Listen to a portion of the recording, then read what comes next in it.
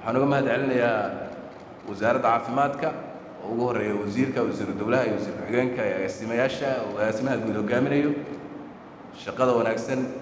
ee qaranka u hayaan waxaan uga mahadcelinayaa cid kasta oo naga taageerta arrimaha caafimaadka Soomaaliya oo duruuf adag haysatay muddo dheer waxaa laga soo caawinayay sektorkan caafimaadka in alla intiina soo caawinaysay muddadaas dheer waan u mahadcelinaynaa waxaa la soo gaaray xilligii aan ka fakari lahayn in dadkeennu ay bani aadam yihiin xilligii aan go'aansan lahayn inaan u noolaano sida bani aadamku u nool yahay xilligii aan ka bixi lahayn inaan u noolaano sida duurjoogta waxaan u baahannahay inaan dhaafno in hooyada Soomaaliyeed ay isku dhimato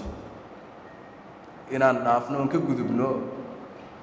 in ilmaha yar ee Soomaaliyeed ee dhalanaya ee asagoon shinu dhalad ahayn ama xilligiisii aan gaarin dhashay uu waayo meel lagu soo xanaaneeyo waxaan u baahannahay inaan ka gudubno in waayeelkeenna iyo dadkeenna gaboobay ay waayaan medical care-ka xataa waxyaabihii basic ah inay waayaan waxaan u baahannahay inaan ka gudubno in dadkeennu ay u dhintaan cudurro yaryar oo si fudud lagu daweyn karo waxaan u baahannahay in aan ka gudubno in dadkeennu ay maalin walba u safraan safarro dhaadheer u galaan wixii yaraa ay hantida ay lahaayeen ay ku dhammeeyaan si ay check out ay ayaga check-in isugu soo sameeyaan xataa waxaa la soo gaaray xilligii aan sidaan sheegay u fakari lahayn sida bani aadamku u fakaro u noolaan lahayn sida bani aadamku u noolaado caqabadaha inaga hortaagan ee aan naqaano waxaa kow ka ah nabadgelyo xumada waxaan ku dadaalaynaa xukuumad ku dadaalaysaa haddii ilaahay idhaahdo in laga baxo nabadgelyo xumo ilaahay idankiis waxaan ku jirnaa dagaal waxaana kula jirnaa kuwa dadka laaya bani aadamka colka la ah nolosha colka la dartood nabadgelyo-aan darteed oy kuwaasi dhigteen isbaaro dadkeenna u baaba'ayaan waxaan ku jirnaa dagaal loo galay si loo ilaaliyo humanity iyo bani aadamnimo lagu ilaalinayo waxaan rajaynayaa inaan ku guulaysan doonno haddii ilaahay idhaahdo waxaa inoogu xigaa laga bilaabo meesha laga xoreeyo nimankaas inay ka bilaabato nolosha inay ka bilowdo oo ay ugu horrayso biyihii la cabbi lahaa caafimaadkii waxbarashadii maxkamadihii iyo booliiskii iyo maamulkii inay helaan dadku waxaan codsanaynaa in dhammaan our partnerskeena oo horey aan ugu mahadcelinay haddana u mahadcelinaya mar kale inay nagala shaqeeyaan arrintaas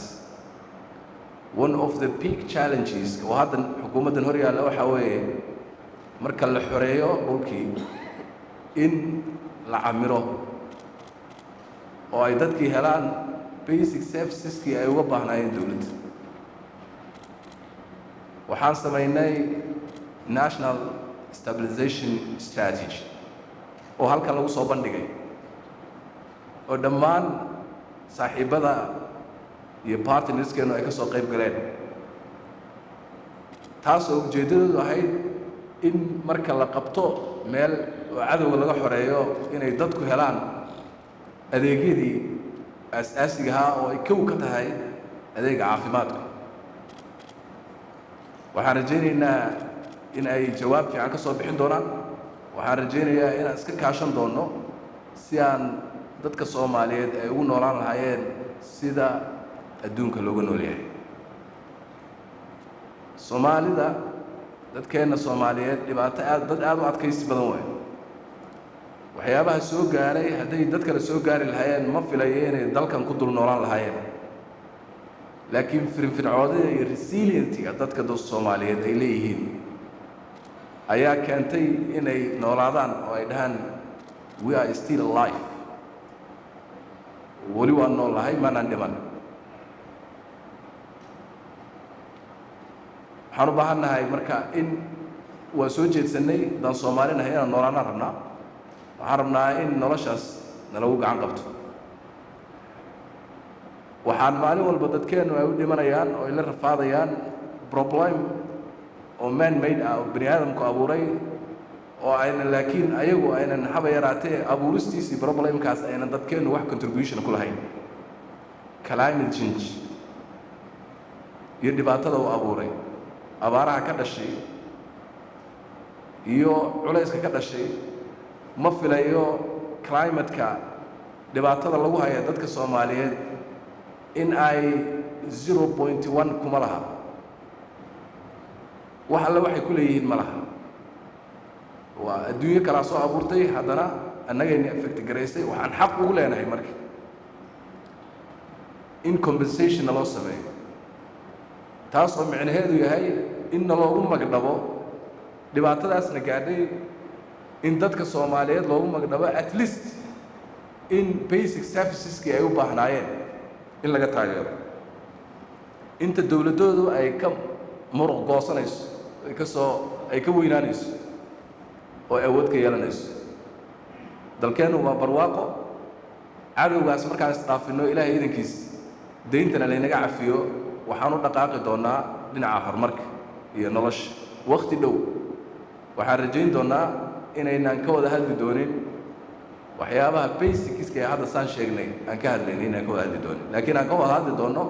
inaan annagu aan caalamka wax u tarno. ambitionkanaga aad u weyn yahay, dadaalkanaguna wuu la socdaa, oo ambition cidlaa ma rabno. qorshayaalaan leenahay, waana fulinaynaa ilaahay idankiis. waxaan rajaynayaa innagoo wada joogno kulligeen oo gacmaha is haysana inaan ku guulaysano in ay qofka Soomaaliga ahay uu helo caafimaad.